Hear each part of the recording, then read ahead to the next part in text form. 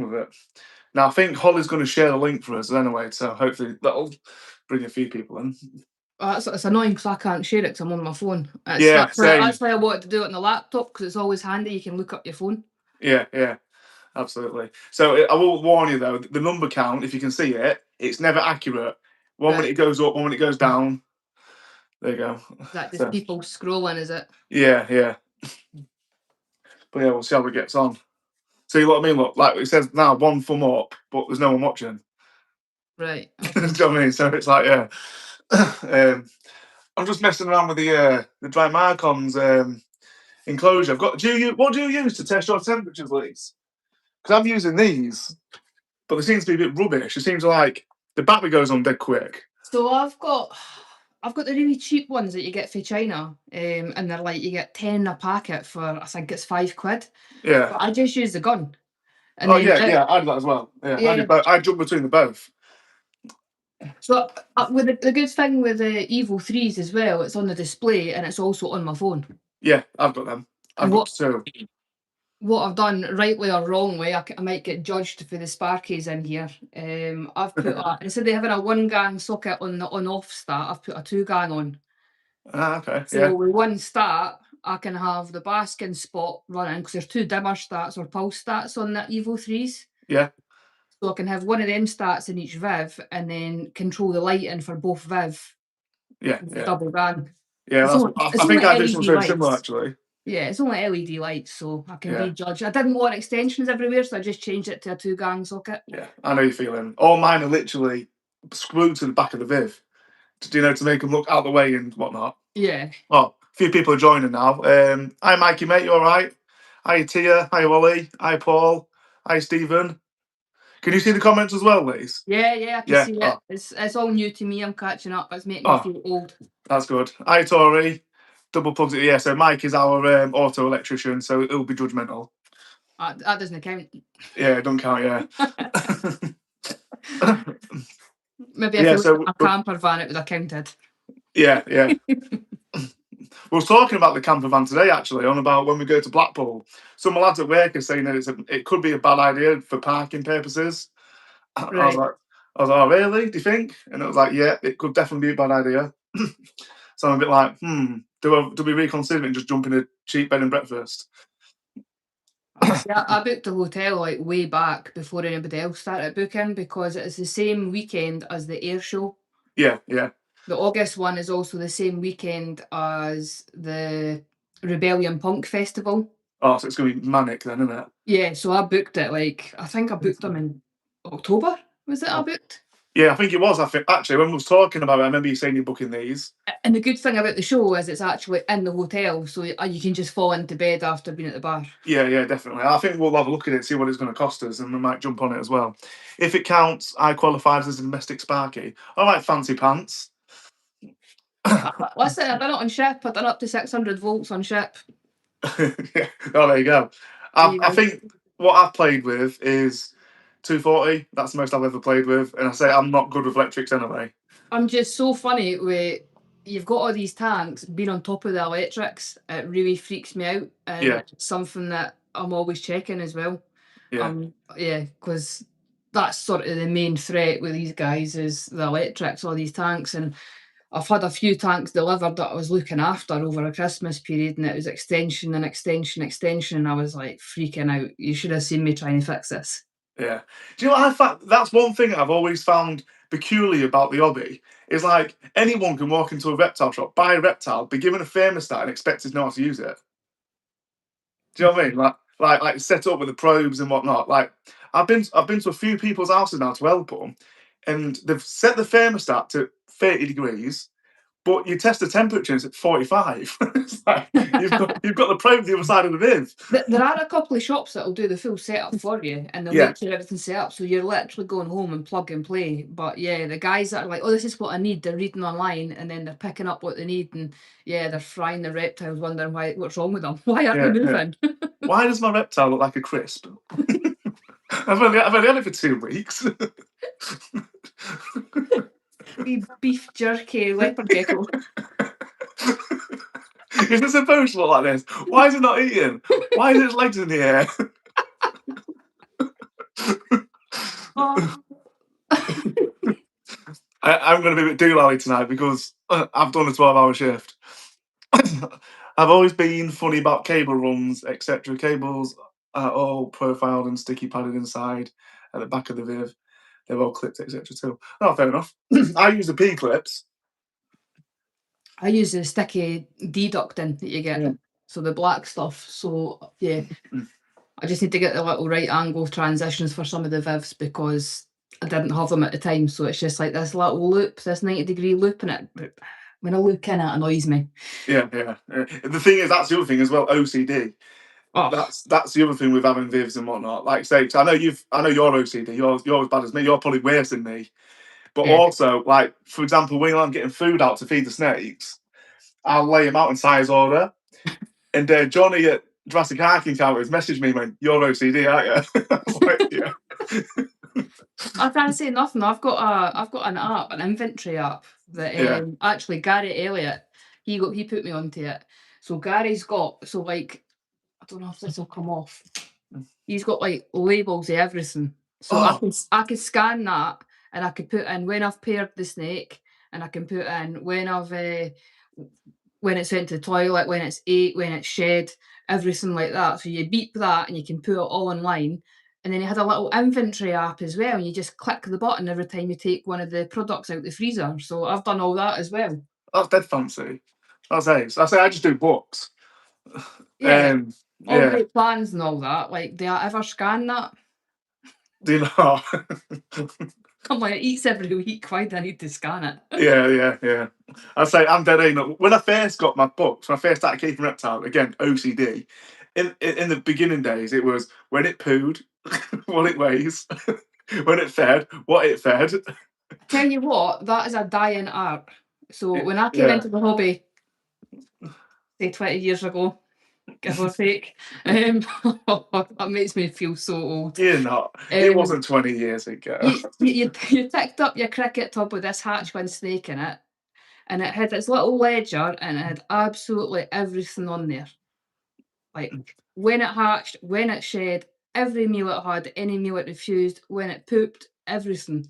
And that just travelled with the snake its entire life, and it encouraged you to just continue with it because the breeder had put that much effort into it. I think it's a brilliant idea. I do personally. I still try to do like weights, foods, and whatnot. I do think it's important, especially for beginners as well. I do think it's very important. Yeah. I think it's probably with some of the pickier species. Like, so if you've got a lot of royals or something like that, keep my record. You go, wait a minute, this isn't it for like maybe 9 months. So it's not uncommon with royals to go on a prolonged fast. Yeah. Do you think royals are a bit more advanced than what the people make them out to be beginner wise? Royals are a really difficult one, and I could really pee a lot of people off saying this, but I think they need to go. I always avoided the royals. Yeah, I have. Because people came into my mate's shop and they were royal daft, and it's all they spoke about. And I was like, there's so much more to the hobby than royal pythons. Yeah. And then everybody started calling them ball pythons, and that just drove me insane. Oh, last time I was there, so Jurassic Jam is literally just joined now. It's my best pal. I took him to Chaz's for the first time the other week, and I went in and I said ball python, and Chaz went, "Are you American?" I was like, "No." Then it's royal python. It's just, I think I'd say they're more advanced. You know what? Any snake you could get as your first snake, and I stand by that. I stand by that 100%. People are like, what about DWA and Venomous? And I'm like, well, like I said the other time on the live, if you get a venomous animal and you're taught by a mentor, you're not going to pick up any bad habits because you're going to get taught from the start. Whereas if you get something that, it's going to give you a sore one, but it's not going to kill you or cause you any great pain, you're going to pick up bad habits. Yeah, 100%. So like I say, I truly stand by that as well. Every time I get asked what's a good beginner snake, it's like, well, what do you like? Yeah. It's like, obviously you're not looked at any snakes because you just want what's a beginner snake. But like when I started looking, the first snake I ever see was the Boegas. And I was like, I want one of them. Or the emerald tree boa, I want one of them. And I was told the Boegas are rare fanged venomous, you don't want one of them. And emerald tree boas are quite difficult to keep, you don't want one of them. And I'm like, why not? Why can't Yeah. I, like, if I can get a VIF and set it up and learn everything about it, why can't I get one of them? Do you know what I mean? If I know everything about it that anyone else knows. Do you know what I mean? I just royals for me are just as long as you're happy for them to go on prolonged fast and things like that. But I think there's certain things that the market is oversaturated with. Yeah. And when people say, what's a good beginner steak? People go, corns or a royal. Yeah, 100%. And they're two most common things that if you look at any rescue, there's loads of them because people, they always want better. It's the same with cars. You get a car and you want a better car. People will always go and they're always striving for whatever you put up the pedestal. Yeah, absolutely. What was that? Where are you from in the UK? So, hi, Mike. So, I'm Lewis. I'm from North East Lincolnshire, and this is Lisa. Lisa's from up in Scotland. Yeah, Fife, just north of Edinburgh. So I'm sandwiched between Dundee and Edinburgh. And hi, Tommy, mate. You all right? Hope you're getting to bed soon. If you don't keep what you truly want, then it won't last. Yeah, absolutely, Mike. That's absolutely correct. That's the thing. This wall was racked. So from that wall to that wall was racks, and it was pitchy office. So it was I had bull snakes, I had San Diego gophers, and I had everything going like quite high sort of level stuff that came from the States and came from Al Stoughton. And it was just it sucked the joy right out of it for me. I started to hate it. I'd come in here and I'd be like, "What am I doing?" It was just opening a drawer after a drawer. I was like, "Absolutely not." Sold everything, absolutely everything, and I traded the pits for the Boega, Mm. and that's how I got into it. And then these big pair came up. Matthew Webb had them advertised, and I was actually in the pub. Do you reckon they're the biggest Boegas in Scotland? I reckon they are.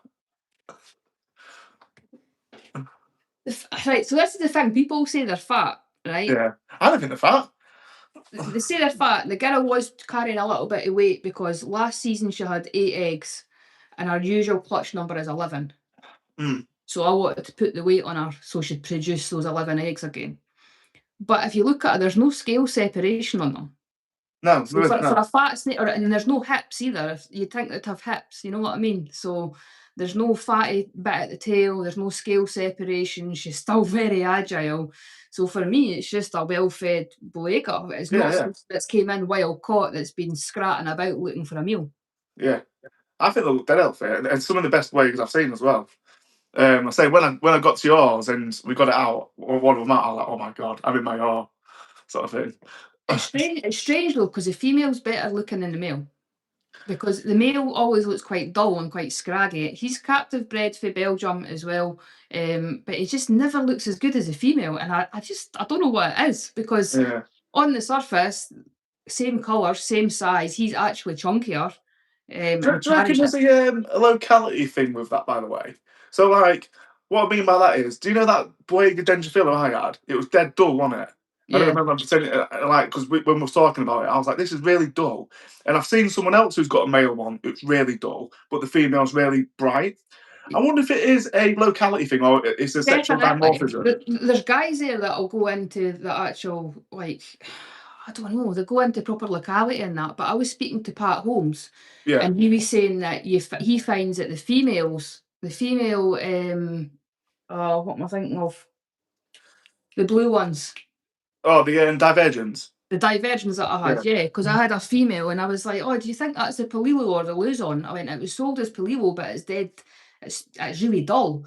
And he's like, "Sometimes you find the females are a little bit duller than the males." Yeah. He's like, "That's what I've personally found breeding them," and he's bred a lot of them. So yeah, that Patrick Evans. I've listened to a few of his podcasts. He's a very interesting guy. Oh yeah, he's very, very knowledgeable, and I owe him a big steak dinner when I go out to Texas because he's helped me tenfold. Yeah. I know you do talk to him a lot, Yeah, green trees and with the Boega, everything like that. He's just so knowledgeable, and he's like an information sponge. He just sucks it all in. I think from what I remember of the podcast I listened to, I can't remember if it was on Track Talk or it wasn't Clue But a Clue Boy, but anyway, it was on a podcast, and he was talking about keeping Venomous, keeping what he keeps, and someone said, "It was like, oh, aren't you like one of the first in the US to successfully breed the divergence?" And it was like, "Yeah, as far as I'm aware, I'm second behind Kevin McKaylee from New England Reptiles." Yeah, that's an achievement, that, isn't it? Yeah. I think so. There's a lot of stuff, even the viper sidey stuff that he's done with that as well, that Yeah. has been firsts. Yeah, I think you mentioned some of the vipers as well, yeah. It's something out there though, I can't believe the prices of animals in the States compared to here. Because we've got Europe on the doorstep. Okay, we have to pay CITES and we have to pay couriers and everything. But if you take a look at the ham advertising page and then compare it to what the guys in the States are paying, you're talking about triple the money out there for some Yeah. animals. It's crazy. Yeah. As well, they've got a lot more of everything as well. So Eric, Reptile Dysfunction, he's got that beautiful leucistic monocle cobra. And I'm like, oh, they're not that common in the UK. I was like, I don't know many of them in the UK. And he was like, oh, they're like, they're dead common here. So I picked this one up for like $150. Like, It's been an eye opener since joining the European pages how cheap some of the DWA stuff is. yeah, it's It's crazy. yeah, but I suppose it's one of the things. There's not a market here for it because needing your licenses and things like that. It'd be a hard sell. Yeah, what's that guy say? Nice. I'm in BC, Canada, born in Greenock, Scotland. Greenock. Greenock. Oh, right, Greenock. nice. I'll come and slap you. Sorry. Greenock. British I'm rubbish at Columbia. reading. He's seen the light. He's got out of here. Yeah. Mac, good evening, my fellow hippers. Good evening, Mac. All right, well, I'm good, thank you, Jam. I'm assuming Lisa's very good because she's talking to a favourite Englishman. Do you like Jaffas? Yeah, I like Jaffa cakes. You'll end up moving on to what you want in the end, regardless, so may as well just go ahead and get in amongst it. Absolutely. I think as well, a lot of people get chastised for getting animals and moving them on if they're not for them. I've moved quite a lot on over time. Maybe I've successfully bred something. I'm like, I've sort of ticked that box, and the love for it sort of dies a little bit. Yeah. But I'll tell you one thing with the monitors, those sort of landed on my lap, the green tree monitors, and I absolutely love them. And then the Beckerai landed on my lap, and I've fallen in love with them You're guys. in eye with this Beckerai, aren't you? Oh, I'm smitten with That them. video you sent me earlier, I was watching it, I was like, I'm so jealous. I'm really jealous. I was like, but I can just see in your face how much you love it, like how much passion you're getting from working with it. I got offered a very good deal for it, and I turned it down. I was like, no, it's part of the furniture. Yeah, definitely, 100%. I need one. Really, Ollie keeps going on about the blue one, but I'm like, I like the Preston's the green, but Ollie will end up getting what she wants. I'm quite surprised Holly doesn't want the goth one. Well, she does like the black one as well, to be fair. Yeah.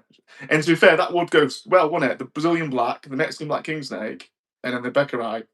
There's John at the Tree Shack has just got his first clutch hatching out. Was it?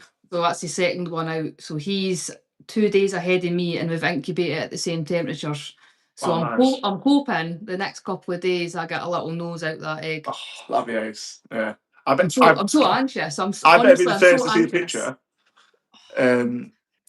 Tommy said, "What's the biggest snake?" So the biggest snake in length, Tommy. So Tommy is basically Jam's kid.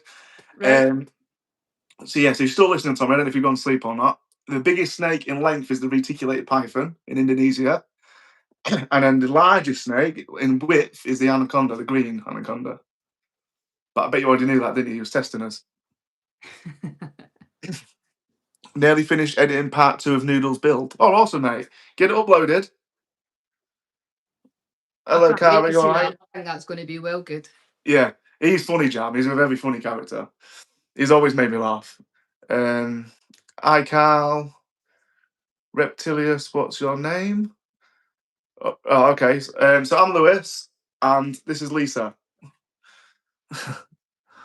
And I'm having to do live one for my sins. Tell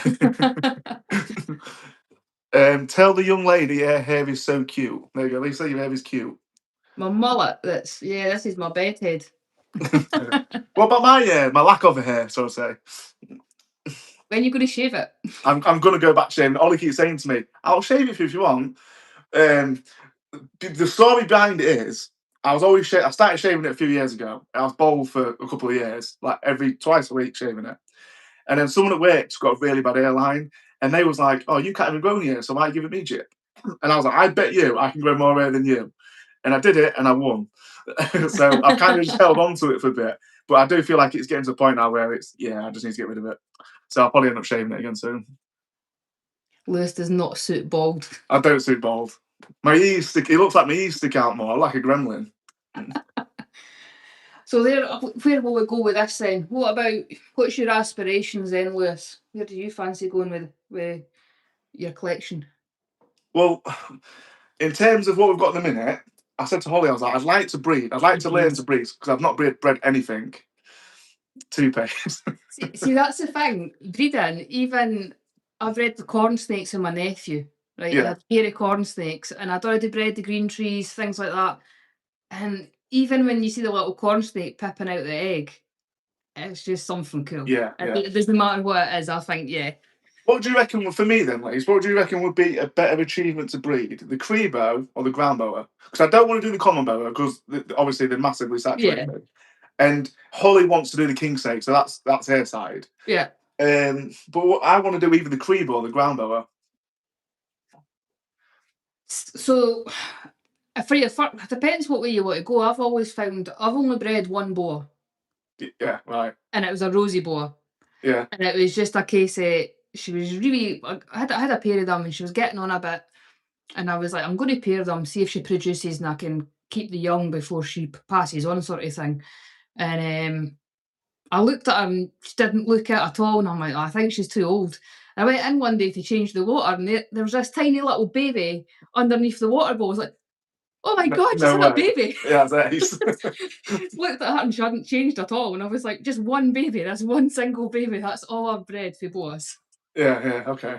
That's cool though. That's still an achievement. I did pair my Sonorans, but nothing really came of that. Right. Is that way that she would look massive, like she was going through follicle building, ovulation, and then the swelling would go right down again, like maybe she'd reabsorbed. For anybody that believes that happens. So it was very, hit or miss, and you often find that their first litter, you get quite a lot of stillborns with boas. Yeah. So for me, the eggs and something being there, that marker, so the eggs are the eggs are laid, they're now incubating, I'm waiting 55 days or what am I on now with them? And to be honest, I think that's where I'm kind of going because, and obviously boas are live bearers, aren't they? Yeah. I like the idea of having eggs.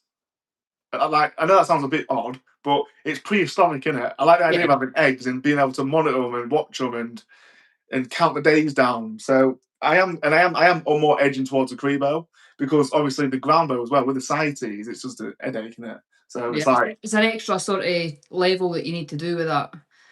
And to be fair, that's a cracking looking little Crebo as well. It is, isn't it? Yeah. So I actually messaged, is it Rainforest Reptiles down south today? Yeah, Dave, is it Dave Howie? Yeah. So it was him that bred them. I found out from Urban Exotics that he was the guy that bred them. So I messaged him and asked if he could tell me the locality. Because a lot of people, when I post pictures, are saying to me, that's a stunning Crebo. What's the locality? Do you know? I'm like, I ain't got a clue. So I messaged him and he told me it's the Guyana locality. Right. And he also said he sold Urban Exotics a unrelated pair. And he said, if you've got the one with the yellow head, that's the Guyana side. And he said, and if it's a male, which it isn't, we sexed it, didn't we? He said the dad is called Frank the Tank, and he's massive. And he's got a big yellow head. And I looked on the Instagram page and I had a look, and I was like, wow. I was like, I hope she gets that big. It's insane, isn't it? Like, it's piqued my interest with them. I'm like, that one that Johnny got across it. Yeah. That's stunning. I seen it and I was like, oh, that's. Well, you tagged me in, didn't you? Yeah, I tagged you. And then he brought it. So I should buy that. And then next thing Johnny's like, look at the new edition. I was like, yeah. I reckon you should get one. To be fair, you could get the male, and I could do my first breeding project with you. You could like lead the way and teach me how to do it. Basically, you mean you're going to have the massive female, and if my male gets eaten, I take the hit. Yeah.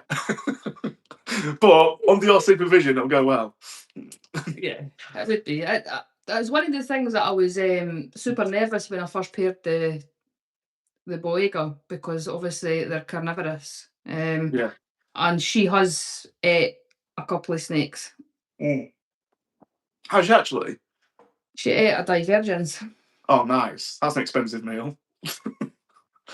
So I came back, I went and picked the diversions, came all the way back from Ham, went down to my mate, drove all the way down to my mate, came up here, I'd been driving for a stupid amount of hours, and it was in a little box, and it was a male to go with my female, and he'd sat in that box all day, no issue, put him on the desk, went away to my bed, thought I'll deal with him in the morning, got up, and he'd popped the lid off the box.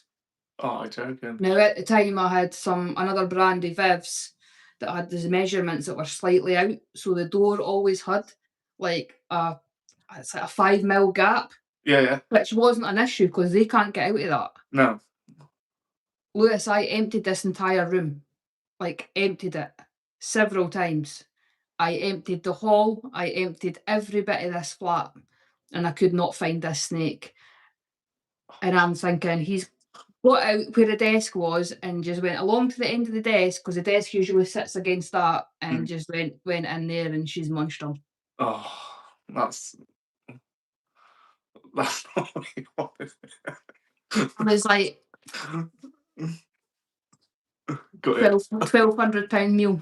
Yeah, good. Oh, I think I'm getting the mock token out of me again here. What was that? I would love a green license. Please get a massive afro. Why would I walk around with an afro wig on? bit of a carpet on top. Just see his chest. Put orange eyeshadow on Lewis and make him a side eye. Why has it always got to be pick on me? I think I had other baby snakes as well. I had Everglades, and I bred some Everglades. Yeah. And I never had a hatchling rack at the time because I was replacing everything. So I had them in clip robs, and I was going to Gary's the next day to take them down to Gary, and I put them in with the dendro, right? Clip top robs. Yeah. And I came in the morning, and the clips had been pushed off, and the lid was off it, and the snake was gone. Oh, no way. One minute, Jimbo, why though? Afro might distract from the rest of the disaster. Oh, cheers, mate.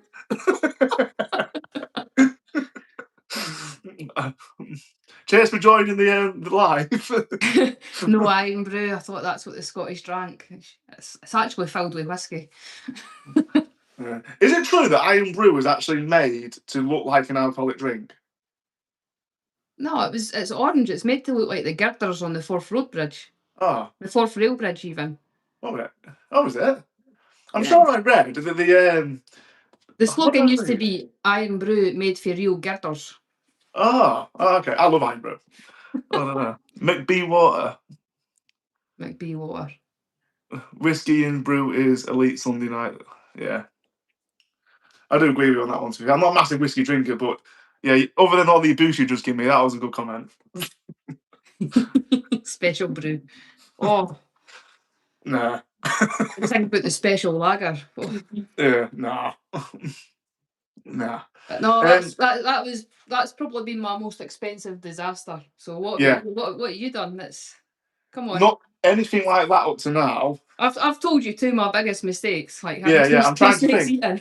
Yeah, but because I haven't really, I've not really bred anything or Well, the Scolopendra got out. Eh? Did the Scolopendra not get out?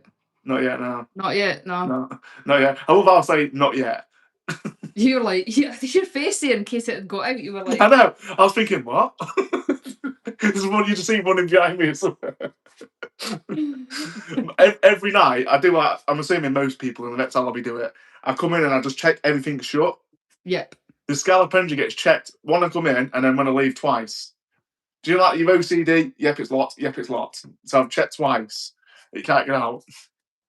Well, my Amazon tree boas got out before I went to Egypt. Did they actually?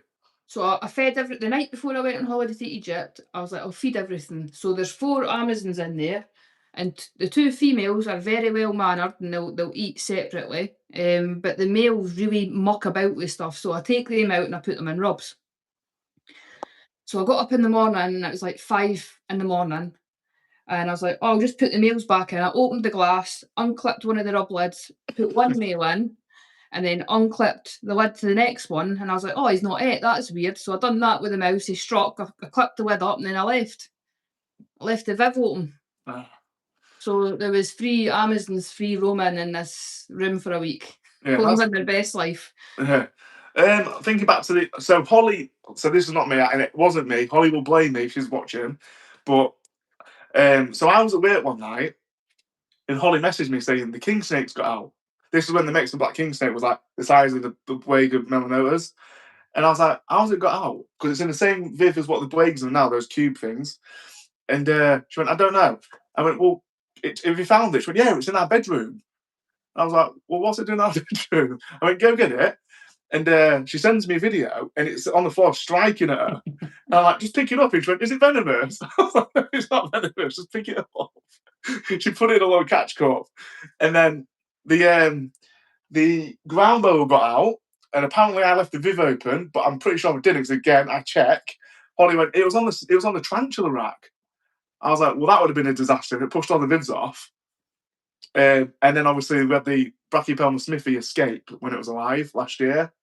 We was having a barbecue. Jurassic Gran was round with his missus and his kids, and they wanted to all tarantulas. So we had the tarantulas out, we had the snakes out, just getting things out, putting things back. And we had this garage door open, so we sat in the back garden having a barbecue.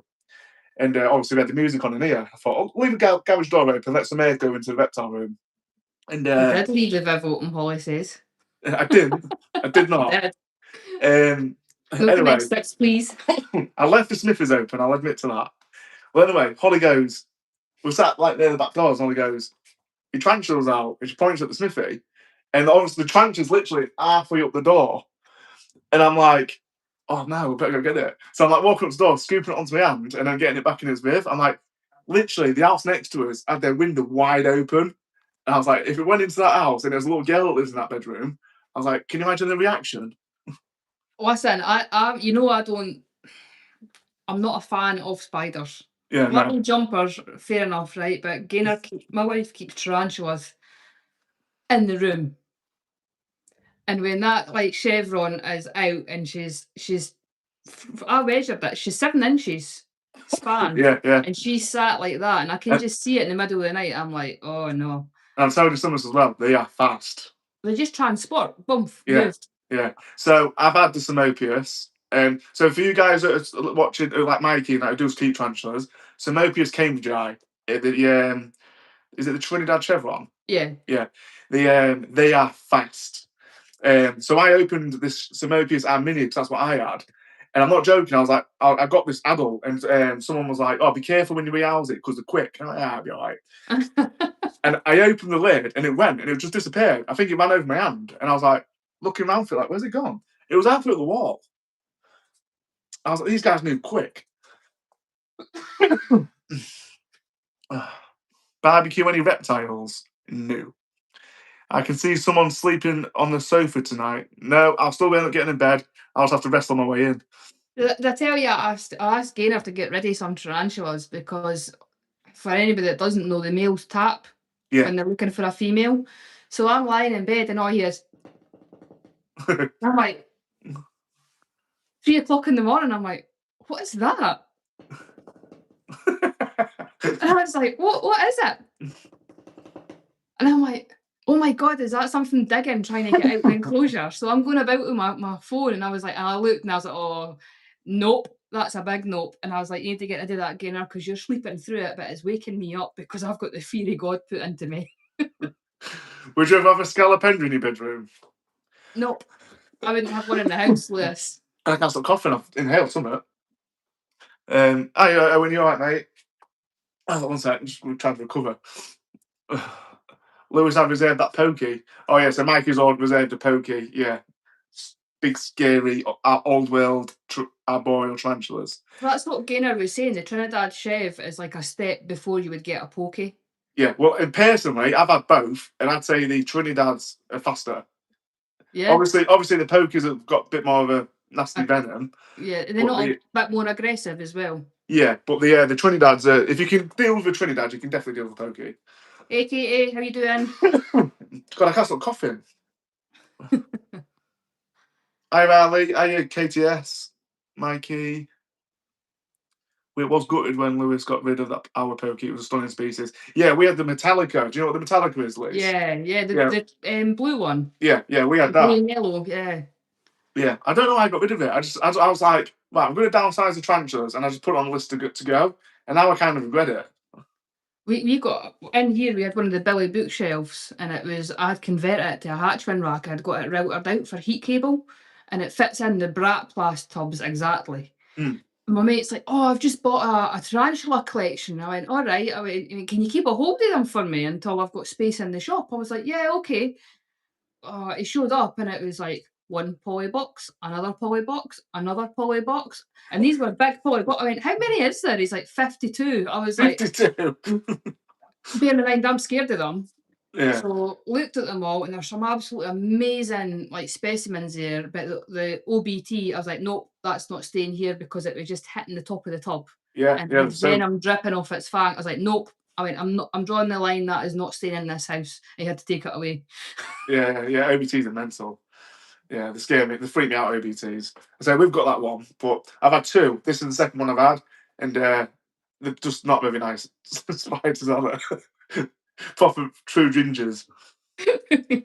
Little angry ginger things. Yeah. Sure, we'll keep those 500 tranches for you, no bother. Mikey, you need to jump back onto reptiles because you're getting obsessed with inverts. Do you think like the invert thing comes hand in hand with the reptiles because you start looking at things to go bioactive with? Or do you think it's just like, oh, I've got an empty little hatchling tank, what can I put in here? Yeah, I think it goes hand in hand. I think it's just the less more display animal to keep, or unless you get like jumping spiders and mantises and stuff like that. I love the jumpers. It's just the lifespan. Yeah, it's rubbish, isn't it? Same with mantises. Mantises are so cool, but they just don't live long. Oh, Keith bought me one. He bought me a mantis at the invert show, and it like died after about 6 weeks, and I was absolutely devastated. I was like, "Don't buy me things that are going to die within a year." Yeah, it sucks. I like it when they go to the ultimate molt. So when they get to the last molt before they die, they get to develop wings, and then they can just like fly around the room, like big mantises just flying around the room. I think it's pretty cool. We had is it the katydids or the katydids? Oh yeah. The big giant ones. Yeah. I was like, "Look how cool these are." My mate's like, "They can give you a really sore bite," and I was like, "Nope, sold." I can't do any creepy crawlies that can give you a sore bite, and I can't do small furries like hamsters and gerbils and things. Nope. No, I'm not a fan of you, to be honest. Yeah, I think I had two gerbils when I was a kid, and didn't like them. Got rid of them quite fast. Nah. I'll tell you what I will tell you though is if I do get my DWA, I really do want an Insularis and a Lapid. So I said to Holly, I said I'd limit myself to two. Right. I'd have the Insularis or the Squam, the Afro Squamager, or the Eyelash Viper. I just left the loads. But in terms of the Lapids, it would be very difficult because I'd want a king, but they're just too big. So I'd like, Yeah. I'd get something like the Nadja Coafia, do you know the monocle cobra? Yeah. I'd go for something like that. It gives me the fear with a lapids how fast they are, and when you see guys handling them in a small room. Yeah. So I'm like, you've got no get out there. You've got no way of getting away from that animal or to handle it or get around it safely. Like, because if that comes at you and backs you into a corner, yeah, it's game over, isn't it? Whereas if you've got a little arboreal viper, it's going to be tiny and it's going to be on the floor and you can just move it with a hook. Whereas if you've got a 16-foot king coming over the top of the hook at you, there's not much you can do. No. I said when I did my Venomous course, I remember because we did Vipers first, and I did this Squam. The Squam was the first venomous snake I got to handle on the hooks. And once I hooked it, I was old and I was like, not doing much, does it? There's Kevin, get into birds of prey. So I've got a story for you on this. I was obsessed with reptiles as a kid because my dad took me into it was a 4 in a block flats. I don't know if you get them in England, but it's just 4 in a block. So you've got downstairs and upstairs, and there's just 4 of them. And then you go to the next block, it's the same. So we lived upstairs and took us down diagonally to see the neighbour. and went into this living room, and there was this massive normal Burmese python that went round the outside of the room, and it went the whole living room. Didn't live in a cage, because bear in mind, this is like late 80s, early 90s. And it just kicked, it just lived about the living room, just done its business in the living room and stuff. But I was absolutely mind blown with this. So I went on for over a year that I wanted a snake. That's cool. Got to Christmas, there's a box, and I was like, oh, there's a box, it's going to be a snake. And I opened it up and looked in, and I was like, it's a barn owl. You got the wrong animal. So it's got feathers, not scales. So it's this little barn owl, because my dad was into birds of prey, and he had like the Harris hawks and common buzzards, and he had sparrow hawks at one point and stuff. He bred them. I think he was one of the first in Scotland. But yeah, I had this barn owl, so they've got a glove and stuff, and it's just sitting on my hand, and I'm looking at it thinking, this isn't a snake. This is a snake. Anybody else would be overjoyed at getting an owl as a pet. Yeah. And it's I got was legs just and like, wings. this is not a snake. This has not got scales. I don't want to go out in the cold and fly this thing. I want to sit in the house and look at the snake. Got a barn owl. That's a brilliant story. It's funny the more you think about it. Well, it was like, I look back and I'm like, God, I was such a spoilt little brat, but I just knew what I wanted. And Yeah. my dad and that laugh, because they're like, years later, that's where you've ended up keeping the reptiles. Yeah, absolutely. What was your first reptile?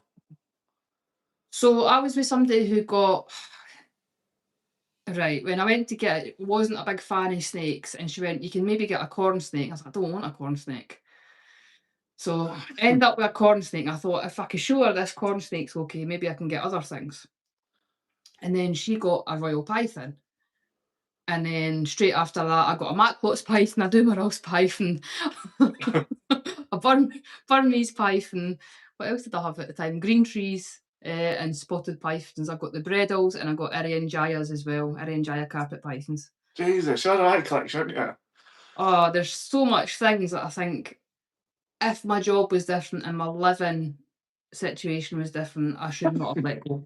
The Bredal's python, I drove to Plymouth and back in a day. Wow.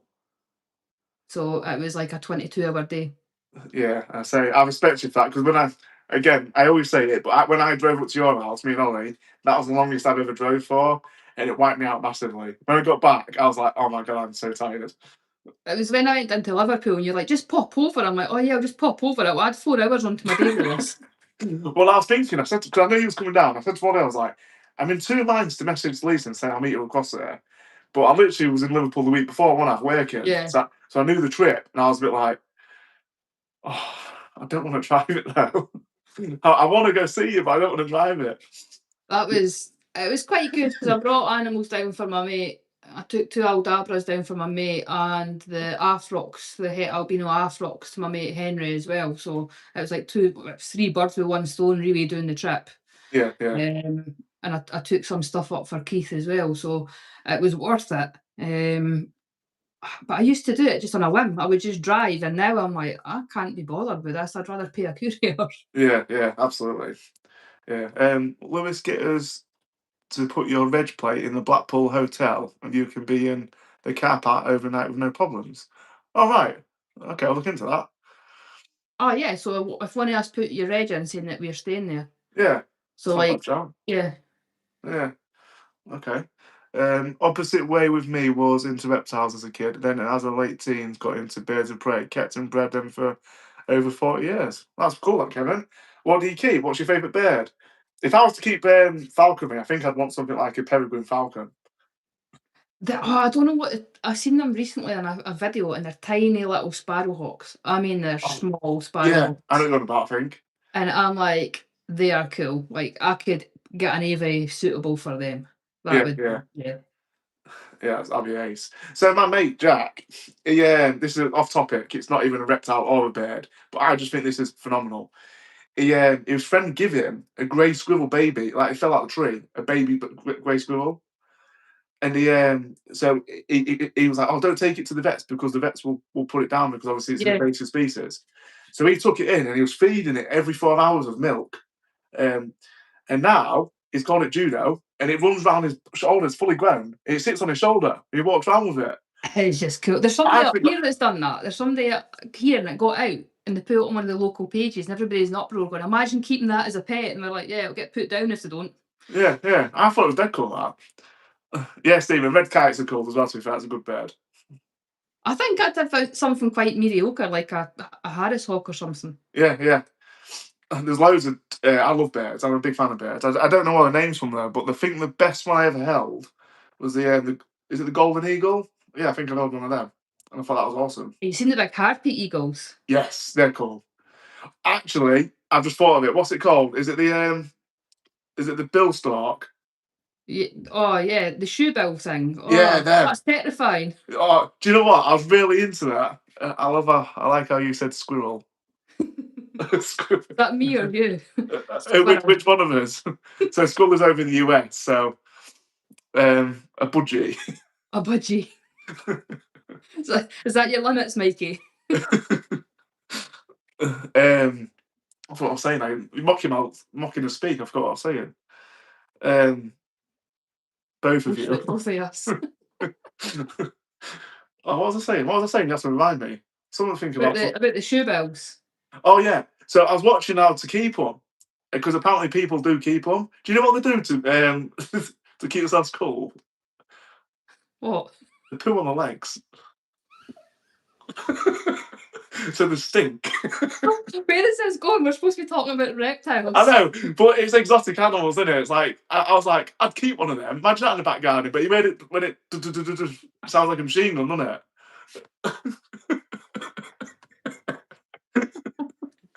Just like walk into the room. For keeping a machine gun. I don't know what my neighbour's up to, but it stinks as shit. And laughing the jaws like a machine gun.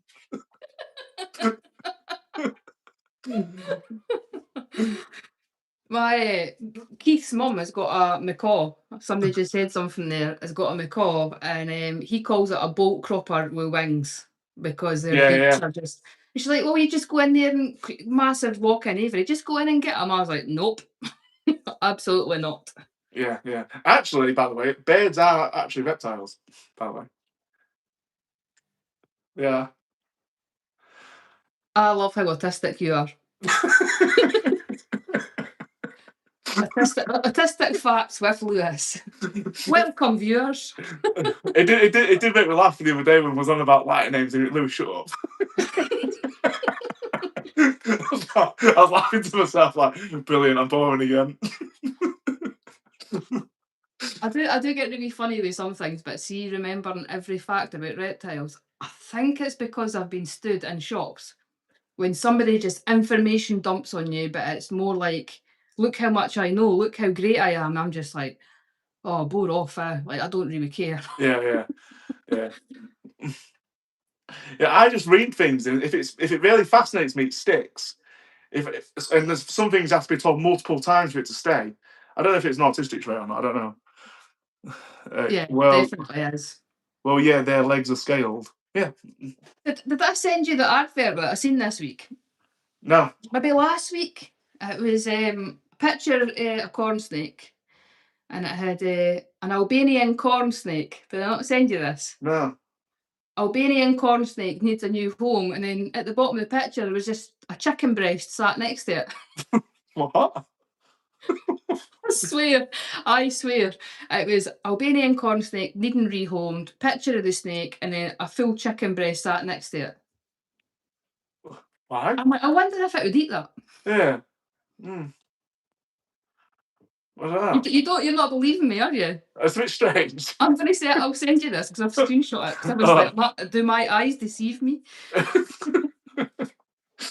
Yeah, Albanian corn snake eating chicken breast. I'm like, that must cost you a fortune. Yeah, definitely. Talking about diverse diet. Johnny, right, I'm off to KFC. What's it called? We'll say Karen. Karen the corn snake. What's KFC? Do you want to book it? Do you want the big tasty? Oh, that's Mac, isn't it? Well, whatever it is. We have went way off piste. Was there a Romanian corn snake too? I'm going to send both of you a screenshot. Yeah. Honestly, I was like, when you zoom in and you're like, no, it definitely is a chicken breast. That's odd. Strange. Yeah. Yeah, get back on topic, Lisa. Stop going off topic about chicken breasts and Albanian corn snakes. Well, that can be our I don't know, that's fail of the week, I suppose. There you go. Yeah. That did tickle me. Big Arch. Is that Mackie's meal or something? Yeah. To be fair, I do feed the monitors turkey mince. Yeah. But that's the easiest way for me to mix in other vitamins. You know how people dust the locusts and stuff? I just dump all the mince into a bowl, shove all their vitamins in, mix it up, and then bag it up and freeze individual portions. Yeah. I bet it's ace feeding them on, isn't it? Giving them like scrambled egg and locusts and. Yeah, but so I sometimes hold the bowl like that, but they start looking at your fingers and they'll do this test bite thing. And it's supposed to be a test bite. It's sore. I remember that video you sent me where it got you. I think one of the passengers got you. Yeah, she's like, you little bitch. It's like, you little bitch. I'd love them. Honestly, if you do successfully get these monitors bred, I might hatch out. I might have to buy one off you. I did candle the eggs. So I candled the eggs 2 days ago, and you can now see. So before you could see a shadow moving about, and I was quite worried because the egg looked quite empty. But I spoke to a couple of the guys, and they're like, depending on how the light hits it, it bounces round, so you won't see very much. But I can see the tail curled. Yeah, yeah. And looking at the size of the tail and that against the shell, I'm like, no, that's got to be a decent size for the tail to be that size. So yeah. Oh, that'd be very good. Yeah. I'm So getting nervous. What was that? I'm getting nervous. I am getting nervous. I think you'll be fine. You've done it loads now. I know. Will this be your first lizard? Yes. It will be. Oh, okay. So it's a proper achievement. Oh, you've gone for tree monitors as well. I know. The only thing that I've hatched out other than snakes is the little Clemeri geckos, the little neon day geckos. Yeah. That's the only ones that I've bred. I've got a colony of morning geckos here, and they breed like they reproduce like no tomorrow, but yeah, I don't really count them. I do need to in my hobby life. I do need to breed a reptile, and I do think it's going to be the Crebo. I think you should go for the Crebo. Just aim high. Yeah. Like I say, the thing is with that, like I say, it'll definitely sell, won't it? Because obviously, I don't want to be sat on loads of babies. Yeah, that's the thing. It's price point. So people with the prices with reptiles, they just price it too high because they're looking at shop prices. You always had shop prices, and then your hobbyist, and then trade prices. Yeah. You go to the shows now, and it's the other way around. Yeah. So you go to a show, and I think you used to get blue tongue skinks for like 120 quid. I went to a show a couple of years ago, and they had a pair of them for like £900. What? I was like, what? I was like, no. And same with the Maclots. I paid 60 quid for my first Maclots, and they had them up for like 230. That's unreal. By the way, guys, everyone who's watching, if you haven't already, make sure you subscribe to Lisa's YouTube channel as well. She's posting shorts on there. And what does her shirt say? Fangs Out. So there's a guy in the States, he started out, it's Fangs Out Apparel on Instagram, and he sent me a little freebie over because he's seen the mangroves that I've got, so he sent me the one with the mangroves. It does look pretty cool, to be fair. Yeah, and it's got "In Venom We Trust" on the back. It reminds me of like a Metallica t-shirt. Do you know the old Metallica logo? Yeah, I think that's why he's done it like that. He's got ones with cobras and everything on it as well. Yeah, that's cool, that. Yeah. I'm rocking the Cold-Blooded Outcasts OG shirt. I say OG because I've got the Exantic now. I need a shirt like that. Order one, Scully, and then make sure you say that Lisa sent you. That's from Cold-Blooded Outcasts. Yeah. So Harry is taking Nobby, by the way, Lisa. Right. Okay. I'm going to be driving up to Malton, on the next weekend to drop Nobby off, and then I'm going to upgrade the Boega Melanota into what the frogs are in now, Right. and then the folks are going to get the bigger version and so on and so on. But yeah, they're both smashing through now, doing dead well. Was it? It was the first time. Was it the first time? No, you've done Dendrophyllum, haven't you, before the Yeah, Melanotus? I'd Parthel, Dendro. Yeah. What's at least I pick one, green or black? Oh, green. I don't know why I'm picking, but I'm picking green. Yeah. Yeah, Green. so the Dendro, I got 2 females off a guy in London. Um, I can't confirm it, but he swore that he'd had these since babies and he was moving them on. He took them on because his friend couldn't get them to eat. He was moving them on, so I got both of them here. I let one go because I didn't need 2 females. I Yeah. probed them. There were 2 females. They're never cohabbed. And then I was looking in the viv and I was like, she looks like she's about to lay. And I was like, she's like having contract, like, and I'm looking and I was like, nah. And I walked away, came back in, 4 eggs. Awesome. I was like, and I messaged the guy, I went, look, are you sure you've never, he went, I've never ever paired it. So with snakes, it's different for geckos. So if you have parcel geckos or lizards, most of the offspring are female. Yeah. With snakes, they're all male.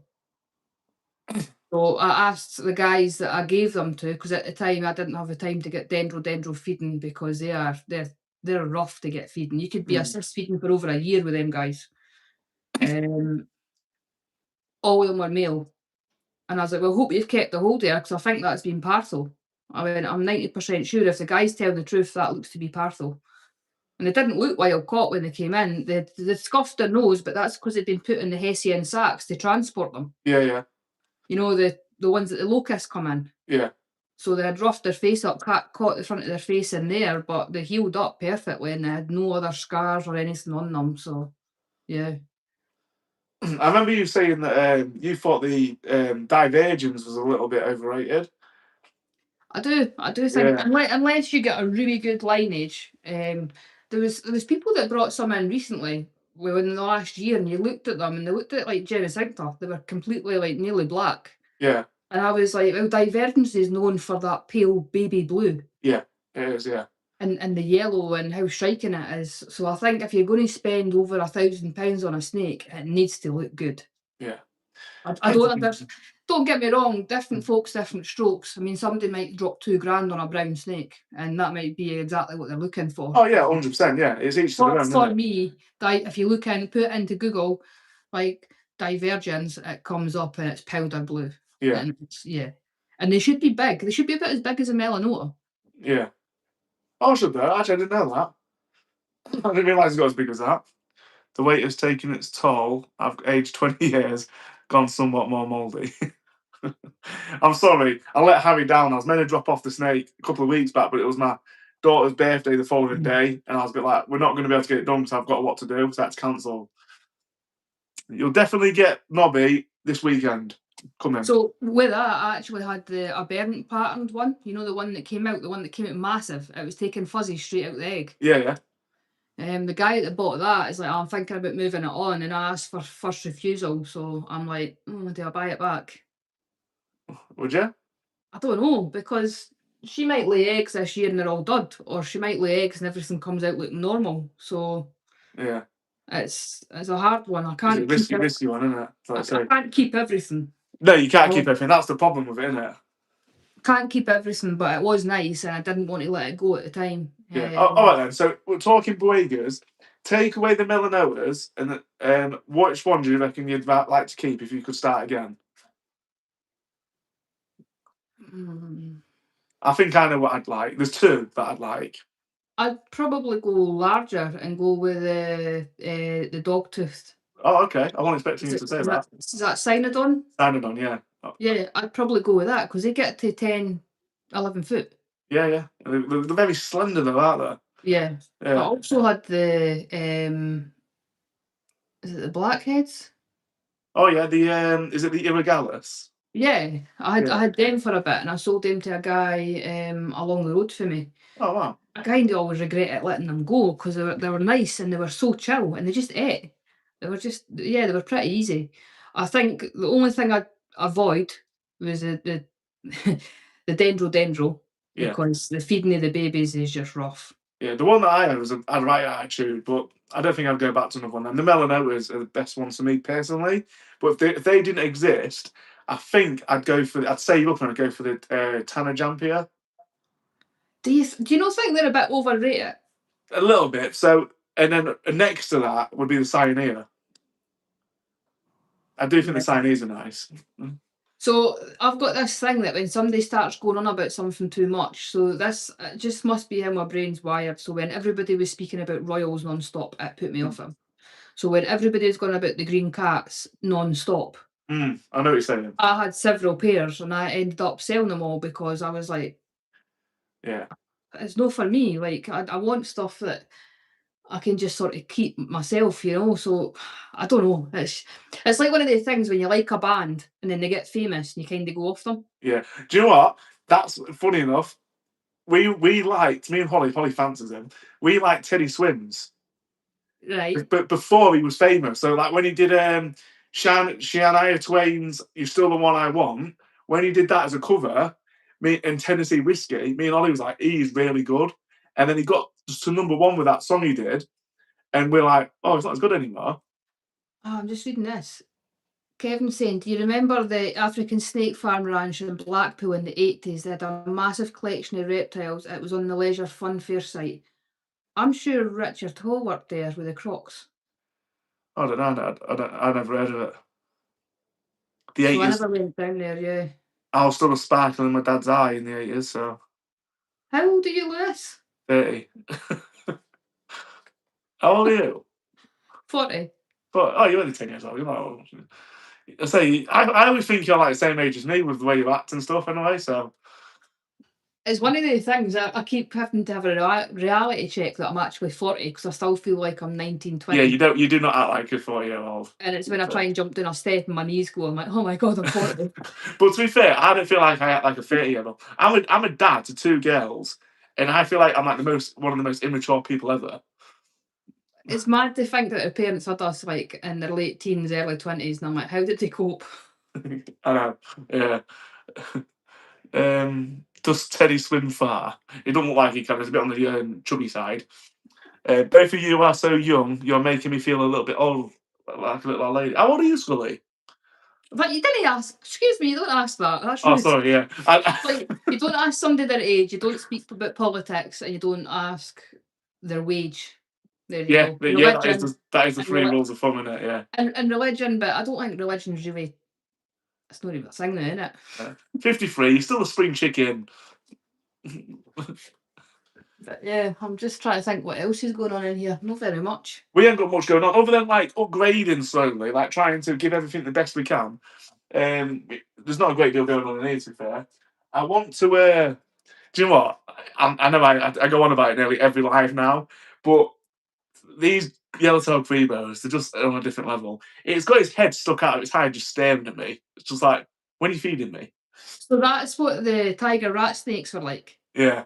The tiger rat snakes would periscope when you went into the room, and they were so switched on, but they would move like the man buzz, you know, that jerky movement. Yeah, yeah. It was quite freaky actually. They're like, I think it's phenomenal. Like, because I'm used to boas and obviously the baby boegas that obviously don't come out. To be fair, the boegas on the night time when they're out, they're very inquisitive. But the dry marcon, just because it's like a diurnal snake, it just stares at me and it comes out and follows me. Like that video with this scalopendra, did you see that? yeah. It Well, was just, you remember you FaceTime me when it arrived. oh You yeah, were like, yeah, look at yeah, this. You were trying to rehouse it, and it was just looking at it. yeah. Like I was thinking, yeah, I do think the centipede will do you, mate. So yeah, Scully, the tiger rat snakes, they are beautiful. You get really high yellow. They look a bit like mangroves, but they're not as nasty. But what I would say, they've got an extremely fast like metabolism, and it's basically like keeping a seagull in a vivarium. Oh, nice. Poo everywhere. It was rough. Oh, up the glass. Oh, I was like, I kept dumping isopods in and trying to get all the big bits out, and it just was not keeping on top of it. And I No, was like, no. this is not fun. Is tiger rat snakes? Is that the chicken snake? Is that another name for it? Yeah, Yeah, yeah. yeah. They get quite big, don't they? They do, they do. I've got a picture of the big female. Big female must have been about 8 foot. Oh, nice. She was big. And they never bit at me, but they'd have a bit of a huff. Yeah, yeah. They just ate and ate and ate and just yeah. I do think the Grebo will just eat and eat and eat. Like, obviously they have smaller meals, don't they? But it's Yeah. like it'll just take. Up to now, I've given it three meals in one day, two mice and a quail, or two quails and a mice. I think that's the key with the Boega when they're Yeah, younger is smaller items more often. yeah, yeah. Because I was feeding them when they came out. It was every 5 days because it just went through them. You heard it here first. Which are the trendsetters. I mean, it surprised me with what I've seen online. Yeah, yeah, yeah. Someone saying somebody how he'll be cutting the wings off to keep it in a smaller enclosure. 3 meals in a sitting. Awesome. I do like VBBs, to be fair. I think they're nice snakes. That's the only thing with like the big colubrids is the metabolism. Yeah, they're just like you just no tomorrow and it's so quick. Like I forgot, and then I got some green trees again. And I'm like, wow, that thing's not been to the toilet for like 3 weeks. Is it okay? Yeah, that's the other thing. When I first got the boa and I was feeding it, I was like, when's it gonna poo? I was like, I've fed it like 6 times. It's not pooing. And it did like one big one. I was like, oh god. This is my lava seagull morph. Can you say I've got the most immature moderators ever? Well, we're supposed to be talking about reptiles. I think we spoke about everything but, and then we'll say like 30 seconds on reptiles and start talking about something else. I know. We just go off topic quick, doesn't it? Right, let's try and stay focused. Boega melanoas. I'm surprised you never said Kribo. Oh, I don't use that as well. I get enough of that now. Right, we'll keep it interesting then. Boas. My king snake just pooped right by the sliding glass door. Let me tell you, the springtails are already on that. Yeah. What about you guys that are listening? You've got any questions or that while we're on? Yeah. Throw questions at us, guys. And don't ask how tall I am. It's going to be ridiculous, ain't it? It'll be something related to my hair, my glasses, or my fatness, or my height.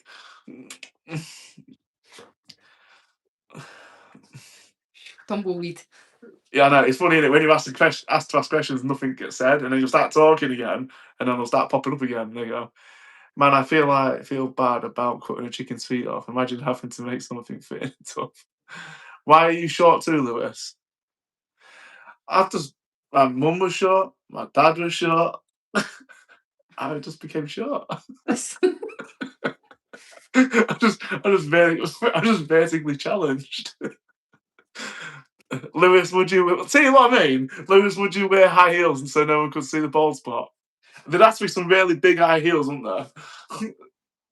I just had a vision of you in high heels with your creepo around your neck. Oh, that's a trend setting. That's another trend setting thing. I'm going for it. I'm short too. Yeah, it's an hard life being short.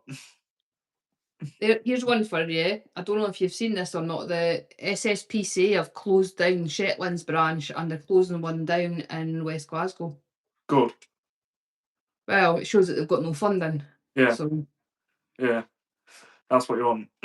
Yeah, that's just a shit show, that, isn't it? Holly, that's supposed to be a private folder. Oh yeah. Ollie, don't make that video resurface. Holly's sending it to me right now. Shits. I tried to my heels on in like a shop.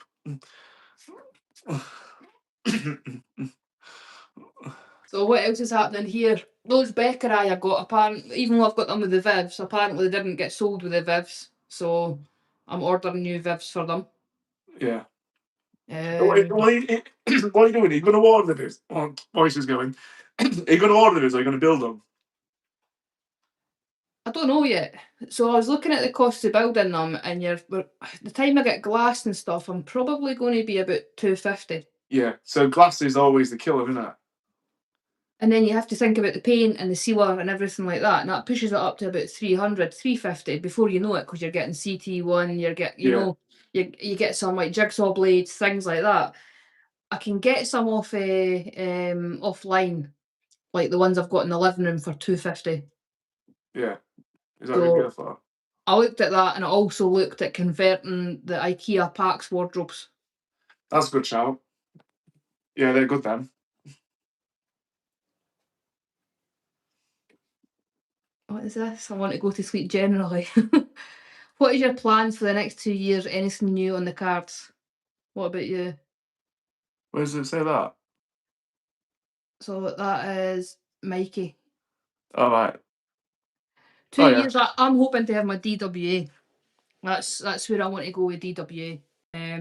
At the moment, I'm in a council property, so I can't get a license. So if you're not aware, if you live in a block, a council block, and you've got neighbours and things, they won't grant a license. Oh, right. That's a bit rubbish. Yeah, because they see them as the landlord, and if they grant it, it's irresponsible for if that animal gets out, there's neighbours that obviously can get hurt. Yeah. So within the next year, I want to be in a house with an outbuilding preferably, and I want to start prepping for that. Yeah. And I'd probably go down the Viper route because Arboreal's where my heart is. 100%, yeah. When I was a kid, I had this reptile book, and I can remember opening it up, and there was just a bright yellow eyelash viper on one page, and then the next page was a variable bush viper. And I was like, I need them. That was fixation, that was it. Because I got these books after I seen that big Burmese python in the living room. Yeah, it's crazy how something manifests itself into like a dream. I was just like, yeah, I really want them. I don't know if I'd get the variable bush because they're a bit spicier. I wouldn't mind keeping things that are going to give me a dull one. They're going to give me a sore one. That's going to give me a rough ride. Yeah. Something where I'm going to lose like some fingers or a hand, or I'm going to be in some serious trouble. I've not got any interest in keeping that. To be fair though, when you go up to Keith's and you deal with the stuff there, you do really well. So it's like, I think you'll be fine. I think the thing is with Keith, it's like gaboons and rhinos. Yeah. So you just treat them like an aerosol can that's been in a fire. That I like that. They can go boom at any point. Yeah. Most of the time, they're not going to go boom. So you've got your hooks, and it's really boring. You're basically taking them out, you put them in a rub, you clean the viv, you open the rub, you put them back in.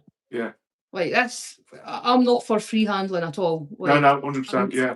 My background, health and safety background, and doing risk assessments and everything like that, I do understand why people do it and put it on social. It's for the likes and for the content. Yeah. What's Kevin's question? I can't see it. What do you think of the Australopithecus snake now being in the UK? I don't even know what that snake is. Right. Do you not know about this? No. So basically, there's a pocket in London where they're breeding, and they're prolific. Oh. So obviously you've got the adder and the grass snake, and that one is now breeding in London and sort of going out even further. What is it? What's the common name for it? I've not heard of it. Oh, I don't even know. It's like I've heard the genus of that, but I don't know I can't think what it is. It's like I'm sure it's sort of a European bigger grass snake sort of looking thing, sort of greens and browns. But you can walk about parts of London and see them just basking in the park. Oh wow, that's pretty cool. I think that's cool. As long as it's not going to affect the ecosystem too much. Well, that's the problem, eh? Yeah. Mikey, would a council house count the same? I think it depends on your council. Do you know do you know how close you got to be to a school before they won't grant you a license? Because I was told that you can't be X amount of distance from a school. Now, I'm 2 blocks away from the school field. Now, I'm a bit concerned because I want my DWA, but I'm a bit concerned that could bite me on the backside. Well, it's one of these things that if they're telling you that your room's got to be escape proof. So basically, if you're going to keep DWA species, you need to be able to see in the room for the outside. So usually a window. So this is for anybody else that doesn't know this. And you need a double door. So what you'll find is instead of having a double door on the room, some people do the double door vivs. So it'll be a door in front of a door. So if you've been to House of Venom, they've got that. And it's got to be escape proof. So if you've done that and the snake gets out, how's it going to get out in an escape proof room? Yeah, that's true. So not only is it opened 2 viv doors, it's got out the room as well.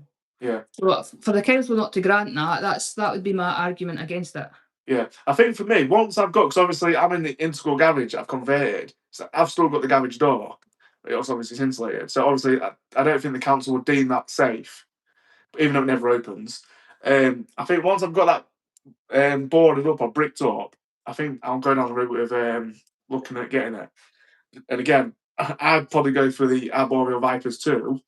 Um, I want an elapid as well, but maybe only a small elapid. I'm not sure what, some sort of nadger maybe. I don't know. But yeah, Arboreal Vipers for sure, because they're just stunning, aren't they? They're so small as well. It wasn't until I've seen other people's that I was like, I can't believe how small. Is that an adult? They're like, yeah. And I'm like, that's pretty cool. And for me, the thought of having like a big jungle wall with all the vivs on it and giving them a decent, like to give them a decent size viv, if I give them a 3x3x2, that's massive for them. Yeah, yeah. And if you read the papers and that you see online, they're often found in the same place in the ambush position. So they don't actually in the wild, they don't really move that much unless it comes to mating. Yeah, yeah. And for me, that ticks a box in my head. Yeah, I see a guy. I can't remember what it was. This guy on YouTube, and he was looking for them, and he found the. I think it was a hispider, not the squamager, and he was saying that like he took photos of them and watched them for a few hours, and they didn't move. They stayed in the bush, just waiting like ambush predators, and they barely moved. They moved the head a little bit and obviously flucked the tongue out of it, but yeah, I thought that was pretty cool. I set fires to your house's estate when I was a kid. Then Lewis most weekends. Tell you what. Kev said there that they're found in North Wales as well. I didn't know that. Oh, cool. So that's the thing. They worry about stuff getting released. So unless it is sort of a cooler European species, we're not going to really have any. Yeah, well, there's no problem, is it? And that's the other thing that a lot of people ask on live as well. What happens if it gets out? Nothing. It'll go cold and just either die or just do nothing. Definitely the stuff that is needing a higher humidity in that as well, anyway. So. Yeah, yeah. Yeah. I think big... Sorry, Lewis. Oh, I was saying, Harry wants big centipedes running around London. I think the only thing that I would do that wouldn't be arboreal, and it would be only if the exact animal that I've got in my head came up, would be the wrinkles. Oh, yeah. Do you know what? I never really looked into them too much until you tagged me in the video on Instagram. So and when you tagged me in that video, I started looking at them, and now I do think they are one of the most beautiful elapids.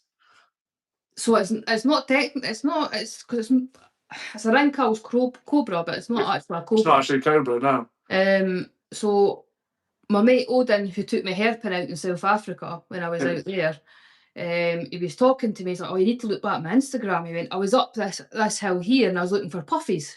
Yeah. So he's like lifting big rocks up. So I don't know what I had in my head when you go hairpin, but all they did was move massive rocks.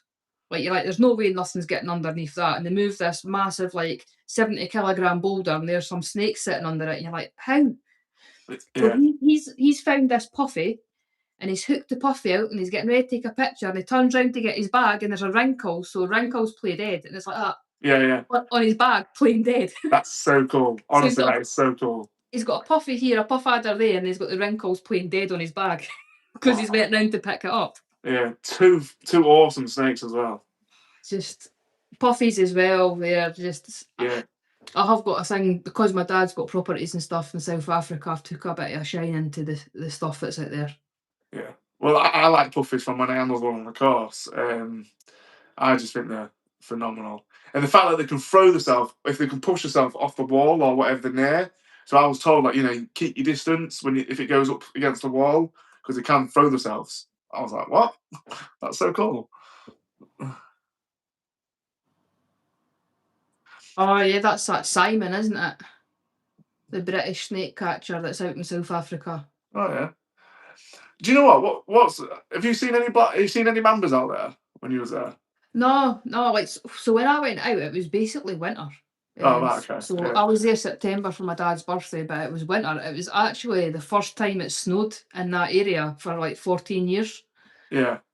So people are like, "Oh, you need to keep this chameleon at exactly 32 degrees Celsius, and it needs this UV, and it needs this like humidity." we were out in the garden, there's this little dwarf chameleon, this endangered chameleon just kicking about in 4 degrees. I'm like, Oh, "Oh, man. oh, what are you doing? Quick, get under your basketball." Yeah. I I'd love to go to South Africa. I would have yeah, a Wrinkles cobra and the Western green mamba. They're my two favourites over in South Africa. The green mambas blow the blacks out the water, I think. Absolutely. I don't get why people. I think people are obsessed with the black mamba because of what it is. Yeah. But look at the Western green mambas. They are so nice. The thing is, as well, the boomslang as well is beautiful, but then as soon as they get brought into captivity, they lose their colours. Yeah, yeah, they are beautiful. I've seen two. Speaking about that, I've seen two pictures of them, same genus, same species, and look completely different.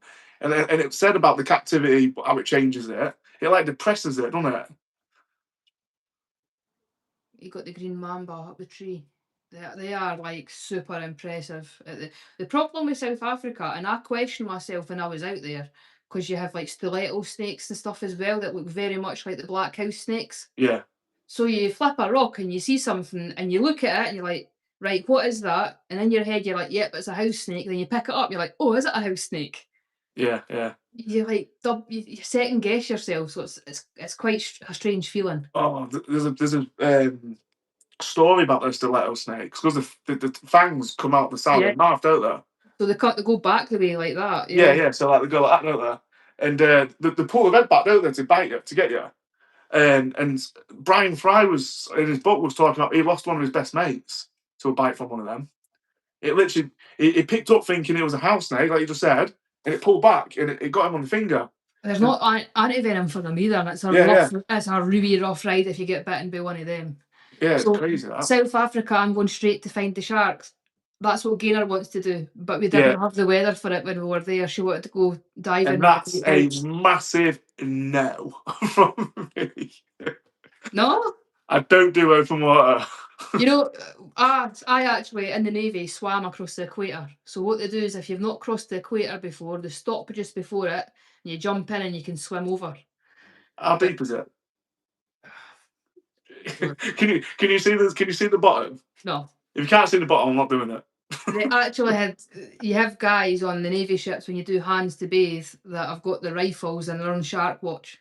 Oh, okay, I feel a bit better about that, but I do also think that once the shark's got you, it I doesn't don't matter if feel it's better about that. I drank with half the guys. I know what they're like.